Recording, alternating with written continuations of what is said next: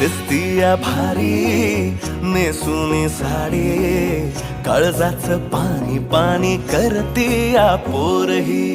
आता क्यूट वाली गावरान बोली, खट्याळ थोडी माझ्या काळजाची चोरही.